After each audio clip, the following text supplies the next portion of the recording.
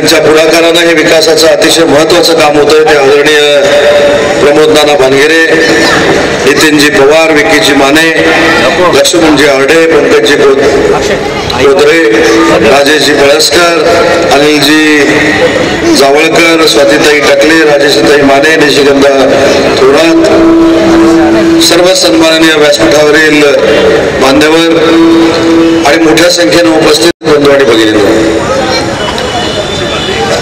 नावं जर घ्यायची राहिली असतील आणि नावं जर चुकली असतील तर त्याची जबाबदारी माझ्यावर अजिबात नाही. आणि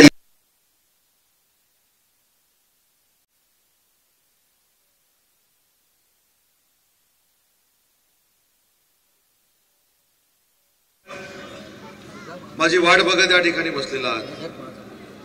मला यायला उशीर झाला त्याबद्दल आपल्या सगळ्यांची जाहीर माफी मागतो, आपली दिलगिरी व्यक्त करतो आणि तुमच्या सगळ्यांच्या वतीनं नानासाहेब भानगिरेंना मनापासून धन्यवाद देतो की एका आगळ्या वेगळ्या नाविन्यपूर्ण विकास कामाचं उद्घाटन करण्याची संधी त्यांनी मला दिली. इथं येईपर्यंत मला असं वाटत होतं की शासनाच्या माध्यमातून निधी उपलब्ध झाला असेल, महानगरपालिकेनं निधी उपलब्ध करून दिला असेल, पण इथं आल्यानंतर सगळ्या विकासकांना एकत्र करून पीपीपी मॉडेलवर 275 कोटी रुपयाचं रस्त्याचं काम करणारा महाराष्ट्रातला एकमेव जर माणूस कोण असेल तर ते नाना भानगिरे आहे. आता मला त्यांच्याकडनं शिकून घेतलं पाहिजे की हे पीपीपी मॉडेल कसं राबवतात. मी तरी येताना विचारत होतो की महानगरपालिकेनं पैसे किती दिले, शासनानं पैसे किती दिले. शासनाचा एकही पैसा न घेता आपल्या भागाचा विकास कसा करायचा असेल हे जर कोणाकडनं शिकायचं असेल तर नानाकडनं शिकलं पाहिजे. आणि आज तर या चौकात आल्यानंतर अजून एक समाधान वाटलं की ज्या ट्रॅफिक मधनं या चौकात पोहोचलो, या चौकात आल्यानंतर ट्रॅफिक पासून मुक्त करण्याचं काम शिवसेनेच्या माध्यमातून नाना भानगिरेंनी केलं. म्हणून तुमच्या सगळ्यांच्या वतीनं त्यांचं कौतुक करतो. आणि शेवटी कार्यकर्ता हा काम करणारा जर असेल, नेत्याचा विचार सर्वसामान्य लोकांपर्यंत विकासाचा पोहोचवणारा असेल तर आपल्यासारखी लोक 3-3 तास थांबू शकतात. हे उदाहरण देखील मी माझ्या डोळ्याने बघितलेलं आहे.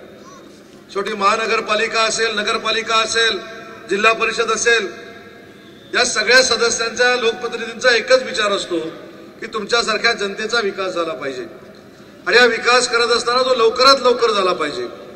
मी नानाचं प्रास्ताविक ऐकत होतो, त्यांनी सांगितलेली एक गोष्ट वस्तुस्थिती खरी आहे की हे जर काम महानगरपालिकेनं केलं असतं, हे जर काम शासकीय यंत्रणेमार्फत करावं लागलं असतं त्याला किमान 5 ते 10 वर्ष लागली असती. परंतु मानसिकतेच्या जोरावर, काम करण्याच्या इच्छाशक्तीवर नाना भानगिरेंनी हे काम 2 वर्षामध्ये पूर्ण केलं. हा देखील त्यांनी विकासात्मक इतिहास रचलेला आहे. माननीय राज्याचे तत्कालीन मुख्यमंत्री आणि विद्यमान उपमुख्यमंत्री एकनाथ शिंदे साहेबांची इच्छा काय असते तर माझ्या कार्यकर्त्यानं, माझ्या पदाधिकाऱ्यानं, माझ्या मंत्र्यानं, सर्वसामान्य शिवसैनिकानं कुठंतरी समाजाचं देणं लागतो म्हणून अतिशय चांगल्या पद्धतीची विकासाची कामं केली पाहिजेत, सामाजिक कामं केली पाहिजेत आणि या कामातनं शिवसेना उभी राहिली पाहिजे. ही प्रामाणिकपणाची भावना माननीय एकनाथ शिंदे साहेबांची असते. आज आम्ही शिवसेनेमध्ये काम करत असताना हिंदू हृदय सम्राट वंदनीय बाळासाहेबांचा विचार हा माननीय एकनाथ शिंदे साहेबांच्या नेतृत्वाखाली पुढे नेण्याचा प्रयत्न करतोय. आणि तो विचार काय होता, 80% समाजकारण करा आणि 20% राजकारण करा. आज नानाने इथं सांगितलं की हृदयाची ऑपरेशन मोठमोठ्या हॉस्पिटलमध्ये ज्यावेळी 5 लाख, 7 लाख, 3 लाखामध्ये होतात ते ऑपरेशन 50,000मध्ये करण्याचं काम शिवसेनेच्या माध्यमातून होणार आहे. हे 80% समाजकारण नाही, हे 100% समाजकारण आहे. आणि 100% समाजकारण करून शिवसेना जेव्हा पुढे नेण्याचा आपण प्रयत्न करतो त्यावेळी ते नेतृत्व लोक स्वीकारतात. हे तुमच्या हजारोंच्या उपस्थितीमध्ये तुम्ही सिद्ध करून दाखवलंय. त्याबद्दल तुमचं देखील मनापासून कौतुक आणि आभार मानतो. शेवटी लोकप्रतिनिधी होत असताना, आमदार, खासदार, मंत्री होत असताना आमची सगळ्यांची अपेक्षा हीच असते की आम्ही जे विकास काम केलंय, आम्ही जे तुमच्यासाठी काम केलंय त्या बाबतीतले आशीर्वाद तुम्ही आम्हाला द्यावेत. आणि आज या मोठ्या संख्येने उपस्थित राहून भविष्याच्या सगळ्या राजकीय कारकिर्दीमध्ये आमचे आशीर्वाद नाना भानगिरेंबरोबर आहेत हे तुम्ही आज उपस्थितीनं सिद्ध केलेलं आहे.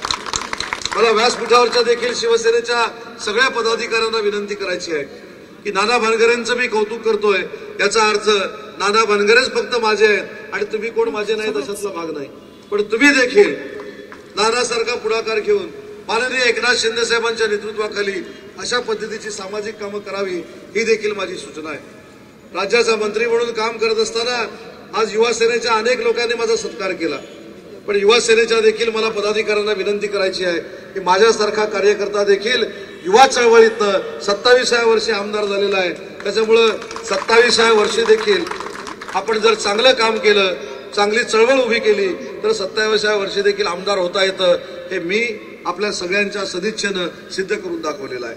आणि म्हणून आपण सगळ्यांनी शिवसेना वाढवत असताना आपल्याला पदं मिळतील, आपल्याला तिकीटं मिळतील, आपल्याला तिकीटं नाही मिळतील हा एकनाथ शिंदे साहेब निर्णय घेतील. पण आपण समाजाच्या प्रती काहीतरी देणं लागतो, समाजाच्या प्रती आपलं काहीतरी काम आहे या भावनेतनं शिवसेनेचे पदाधिकारी ज्यावेळी काम करायला सुरुवात करतील त्यावेळी लोक अशाच पद्धतीचं तुमच्यावर देखील प्रेम करतील याच्यावर माझा ठाम विश्वास आहे. ज्यावेळी एकनाथ शिंदे साहेब 3 दिवसापूर्वी नाना श्रीनगरला गेले, श्रीनगरच्या मुस्लिम भगिनींनी त्यांचं राखी बांधून स्वागत केलं. आणि राखी बांधून स्वागत करत असताना काय सांगितलं की महाराष्ट्र राज्याचे मुख्यमंत्री जेव्हा एकनाथ शिंदे साहेब होते त्यावेळी जसं त्यांनी हिंदू धर्मातल्या महिलांसाठी मुख्यमंत्री माझी लाडकी बहीण योजना सुरू केली तशी जातीभेद न ठेवता आमच्या मुस्लिम भगिनींना देखील न्याय दिला. हे श्रीनगरमध्ये माननीय एकनाथ शिंदे साहेबांनी महिला भगिनींच्या तोंडून ऐकलं. आणि म्हणून साहेबांनी प्रत्येकाला न्याय देण्याचा प्रयत्न केलेला आहे. प्रत्येकाच्या मागे ताकदीनं उभं राहण्याचं काम माननीय एकनाथ शिंदे साहेबांनी केलेलं आहे. त्याचमुळं आपल्या कार्यकर्त्यांमध्ये उत्साहाचं वातावरण आहे. आणि मला शिवसेनेच्या पदाधिकाऱ्यांना अजून एक गोष्ट सांगायची आहे की कार्यकर्त्यांच्या जीवावर नेता मोठा होत असतो, कार्यकर्त्यांच्या ताकदीवर नेता मोठा होत असतो. पण आपलं नेतृत्व, देशातलं नेतृत्व एकमेव असं आहे की आपल्या नेत्याच्या ताकदीवर कार्यकर्ते मोठे करण्याची धमक माननीय एकनाथ शिंदे साहेबांच्या मनगटामध्ये आहे. आणि म्हणून नाना तुम्हाला असतील, व्यासपीठावरच्या अनेक मंडळींच्या मागे असेल, माननीय एकनाथ शिंदे साहेब ठामपणानं उभं राहिले. आता स्थानिक स्वराज्य संस्थेमध्ये आपण त्यांना त्यांच्या कामाची पोचपावती देणं गरजेचं आहे. आपण 80 ठिकाणी विधानसभेच्या निवडणुका लढलो. माननीय शिंदे साहेबांच्या नेतृत्वाखाली आपण 60 जागा जिंकलो. बसू दे ना त्यांना, बसू दे की. आता एवढं चांगलं बसून चॉकलेट खात आहेत ते बाल शिवाजी झालाय, त्याला कुठं खाली घेऊन जातात. तो भविष्यामध्ये मोठा झाल्यानंतर शिवसेनेला मतदान करेल असं काहीतरी करा. ते शांत बसून तिथं चॉकलेट खातोय, खाऊ दे ना. छत्रपती शिवाजी महाराज की जय. जय शिवाजी. आणि विशेषतः त्या तिघांच्याही पालकांचं देखील मी कौतुक करतो. मला माहित नाही त्यांचे पालक आलेत की नाहीत, पण त्यांच्या पालकांचं कौतुक काय तर उद्या 15 ऑगस्ट आहे. 15 ऑगस्टच्या तर पूर्वसंध्येला मी तुम्हाला शुभेच्छा देतोच. पण 15 ऑगस्टच्या आदल्या दिवशी एखादा कार्यक्रम जर विधायक दृष्ट्या होत असेल तर त्या कार्यक्रमामध्ये साक्षात छत्रपती शिवाजी महाराज आहेत अशा पद्धतीचा भास आम्हाला त्यांच्या पालकांनी करून दिला. त्याबद्दल त्यांचं कौतुक आहे. आणि म्हणून त्यांना जेवढी काही चॉकलेटं खायची तेवढी बसून खाऊ दे. ते चॉकलेटच खातात, बाकी काही खात नाहीत. त्याच्यामुळे चिंता करण्याची आवश्यकता नाही. त्यांना चॉकलेटं खाऊ दे. अजून चॉकलेटं मी बाजूला ठेवलेली आहेत. तर पदाधिकाऱ्यांना देखील विनंती करायची आहे की जशी ते चॉकलेटं खातात तेवढी चॉकलेटच खावा, बाकी काही खाऊ नका. कारण आपल्याला विकासाचा गाडा पुढे न्यायचा आहे आणि शिंदे साहेबांच्या नेतृत्वाखाली न्यायचा आहे.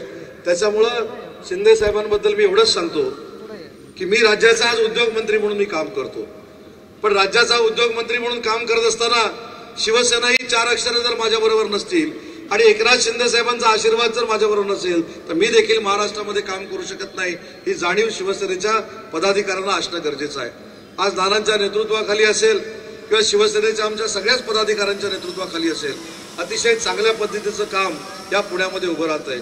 मला सगळ्या जनतेला विनंती करायची आहे की जी शिवसेना तुमच्यासाठी ताठमानेनं उभी राहते, जी शिवसेना तुमच्यासाठी अहोरात्र मेहनत करते, जी शिवसेना एकनाथ शिंदे साहेबांच्या नेतृत्वाखाली तुमच्या बरोबर 24 तास आणि 7 दिवस म्हणजे ज्याला 24/7 आपण म्हणतो अशा पद्धतीनं काम करते, त्या शिवसेनेच्या धनुष्यबाणाचा विचार हा आपण महानगरपालिकेच्या निवडणुकीमध्ये करावा ही देखील या कार्यक्रमाच्या निमित्तानं मला आपल्या सगळ्यांना विनंती करायची आहे. कारण पुणे शहराला एक सांस्कृतिक वारसा आहे.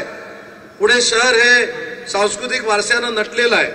पुणे शहरामध्ये ज्या विविधता आहेत या महाराष्ट्राच्या कुठच्या शहरामध्ये असू शकत नाहीत.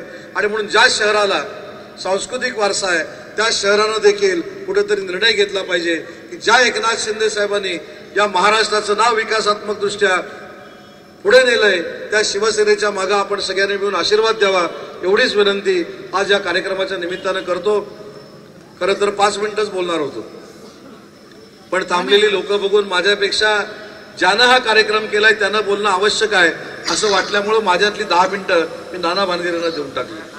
कारण माझ्यासाठी 3.5 तास तुम्ही थांबलाय आणि माझ्यासाठी 3.5 तास थांबलेला असताना मी 2 मिनिटं बोलून निघून जाणं हे माझ्या म्हणजे मनाला पटलं नाही. त्याला मला किती त्रास झाला फ्लाय गोष्टींना पोचायला, चिंता अजिबात करू नका. उद्या सकाळी 8 वाजता अतिशय दिमागदार पद्धतीने रत्नागिरीचं फ्लाय गोष्टींग झालेला फोटो मी तुम्हाला पाठवून टाकतो. परंतु आज 15 ऑगस्टच्या पूर्वसंध्येला आपण हा कार्यक्रम करताय आणि आज मला इथे येत असताना दुसरा एक आनंद आहे की मला किती त्रास झाला याच्यापेक्षा एकनाथ शिंदे साहेबांच्या नेतृत्वाखाली काम करणारा एक पदाधिकारी जनसेवा करतोय आणि त्याच्या मागे राजाश्रय उभा केला पाहिजे याच भावनेतनं माझ्यासारखा कार्यकर्ता आजच्या कार्यक्रमाला उपस्थित आहे.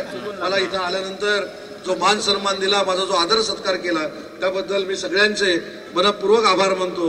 ज्यांची नावं घेतलीत त्यांनी देखील जोरदार काम करावं, ज्यांची नावं नाही घेतलीत त्यांनी देखील जोरदार काम करावं. ज्यांची नावं घेतली नाहीत त्याचा राग शिवसेनेवर काढू नका, माझ्यावर काढा, आणि मी नावं घेतलेली नाहीत. आता हल्ली फॅशन बनलेली आहे, नाव नाही घेतलं आम्ही नाराज, फ्लेक्सवर फोटो नसला आम्ही नाराज.